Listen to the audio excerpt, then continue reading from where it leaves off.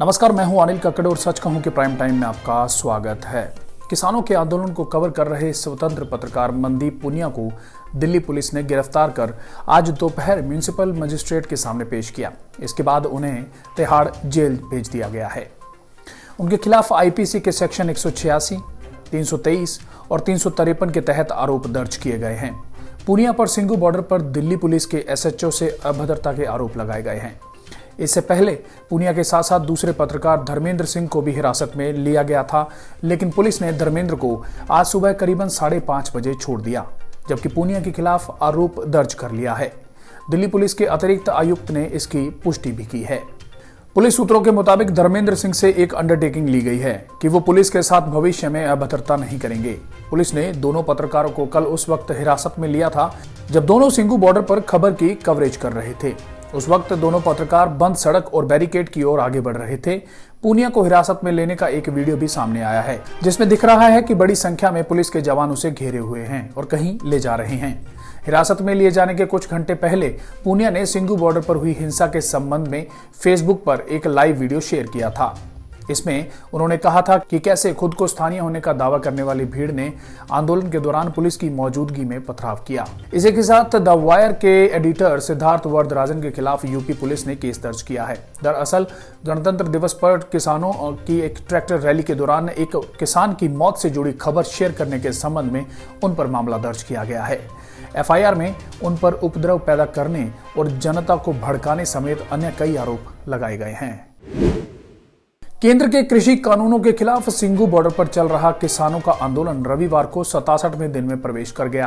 कड़ी सुरक्षा तैनाती के बीच सिंघू बॉर्डर पर किसान कृषि कानूनों को वापस लेने की मांग पर अड़े हैं। सरकार और किसान नेताओं के बीच अगले दौर की बातचीत 2 फरवरी को होनी है। इस बीच प्रधानमंत्री नरेंद्र मोदी ने जोर देते हुए कहा कि प्रदर्शनकारी किसानों के लिए उनकी सरकार का प्रस्ताव अब भी बरकरार है और बातचीत में महज एक फोन कॉल की दूरी है। वहीं गाजीपुर बॉर्डर यानी दिल्ली उत्तर प्रदेश बॉर्डर पर किसानों का धरना 65वें दिन में प्रवेश कर गया।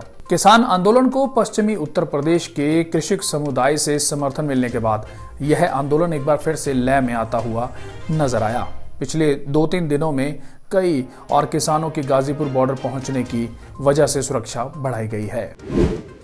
कृषि कानूनों पर किसान संगठनों के प्रदर्शन को नया बल मिल चुका है। गणतंत्र दिवस पर हुई हिंसा के बाद कई किसान लौटने लगे थे। हालांकि इसके बाद उत्तर प्रदेश पुलिस की किसानों को गाजीपुर बॉर्डर खाली करने की चेतावनी काम नहीं आई और भाकियू नेता राकेश टिकैत के रोने के बाद भावनात्मक रूप से उनसे जुड़े पश्चिमी यूपी के लोगों ने दिल्ली की तरफ कूच करना शुरू कर दिया। टिकैत के आह्वान पर 2 दिन पहले ही मुजफ्फरनगर में महापंचायत का आयोजन भी हुआ था। वहीं आज बागपत में भी महापंचायत का आयोजन हुआ। इससे अब माना जा रहा है कि किसान प्रदर्शनों को बल मिला है और यूपी की योगी आदित्यनाथ सरकार के लिए मुश्किलें पैदा हो सकती हैं। गाजीपुर, सिंघू और टिकरी बॉर्डर पर किसानों के बड़ी संख्या में जुटने के बाद प्रधानमंत्री नरेंद्र मोदी ने एक दिन पहले ही ऑल पार्टी मीटिंग में कहा था कि वे किसानों से एक टेलीफोन कॉल ही दूर हैं। पीएम ने कानून को 1.5 साल रोकने के कृषि मंत्री के वायदे को भी दोहराया। वहीं एक मंत्री ने माना था कि योगी आदित्यनाथ सरकार की गाजीपुर में पुलिस बल के जरिए धरना स्थल को खाली कराने की कोशिश उल्टी पड़ गई है। बता दें कि मोदी सरकार गाजीपुर प्रदर्शन स्थल पर हुई घटना से पहले कृषि कानून के खिलाफ हो रहे विरोध को पंजाब और हरियाणा तक ही सीमित मान रही थी, लेकिन टिकैत के आंसू बहाने के बाद अब आंदोलन की आग पश्चिमी यूपी तक फैल गई है। भाजपा में कई नेताओं ने डर जताया है कि पश्चिमी उत्तर प्रदेश आने वाले समय में किसान आंदोलन का केंद्र बन सकता है, जो कि योगी आदित्यनाथ सरकार के लिए बड़ी मुश्किलें पैदा कर सकता है। वहीं आज मन की बात कार्यक्रम में पीएम मोदी ने कहा कि खेती को आधुनिक बनाने के लिए सरकार प्रतिबद्ध है और अनेक कदम भी उठा रही है। सरकार के प्रयास आगे भी जारी रहेंगे। वहीं किसान नेता राकेश टिकैत ने प्रधानमंत्री के वार्ता संबंधी बयान पर मीडिया से बातचीत में कहा कि प्रधानमंत्री नरेंद्र मोदी ने जो कहा हम उसका सम्मान करते हैं, उनकी गरिमा की रक्षा की जाएगी। हम नहीं चाहते कि सरकार या संसद हमारे आगे झुके, लेकिन वह किसानों के आत्मसम्मान की भी रक्षा करे। किसान नेता नरेश टिकैत ने गणतंत्र दिवस के दौरान लाल किले पर हुई घटना पर कहा कि हम किसी को तिरंगे का अपमान नहीं करने देंगे, इसे हमेशा ऊंचा रखेंगे। 26 जनवरी को हुई हिंसा षड्यंत्र का परिणाम थी। इसकी समग्र जांच होनी चाहिए। किसान नेता नरेश टिकैत ने कहा कि सरकार को हमारे लोगों को रिहा करना चाहिए और वार्ता के लिए मंच तैयार करना चाहिए। हमें उम्मीद है कि बीच का कोई रास्ता निकलेगा। वहीं हरियाणा और उत्तर प्रदेश की खाप पंचायतों के बाद पंजाब की पंचायतें भी किसान आंदोलन को तेज करने में जुट गई हैं। बठिंडा के गांव विरखुर्द के बाद कई और गांवों में पंचायतों ने किसान आंदोलन के समर्थन में प्रस्ताव पास किए हैं। प्रस्ताव में हर घर से लोगों को आंदोलन में जाने का आह्वान किया गया है और जो नहीं जाएगा उस पर जुर्माना लगाया जाएगा। वहीं जुर्माना न देने वाले का सामाजिक बहिष्कार भी करने का ऐलान किया गया है। प्रधानमंत्री नरेंद्र मोदी ने आज साल 2021 में पहली बार मन की बात की। इस दौरान उन्होंने गणतंत्र दिवस पर लाल किले की ऐतिहासिक प्राचीर पर तिरंगे के अपमान पर दुख जताया और कहा कि यह देखकर देश बहुत दुखी हुआ। हालांकि उन्होंने कहा, इन सब के बीच हमें आने वाले समय को नई आशा और नवीनता से भरना है। पीएम ने कहा, हमने पिछले साल असाधारण संयम और साहस का परिचय दिया। इस साल भी हमें कड़ी मेहनत करके अपने संकल्पों को सिद्ध करना है। वहीं पीएम मोदी ने कोरोना वायरस के खिलाफ टीकाकरण की चर्चा करते हुए कहा कि भारत ने कोरोना वायरस की लड़ाई में एक अहम मुकाम बनाया है।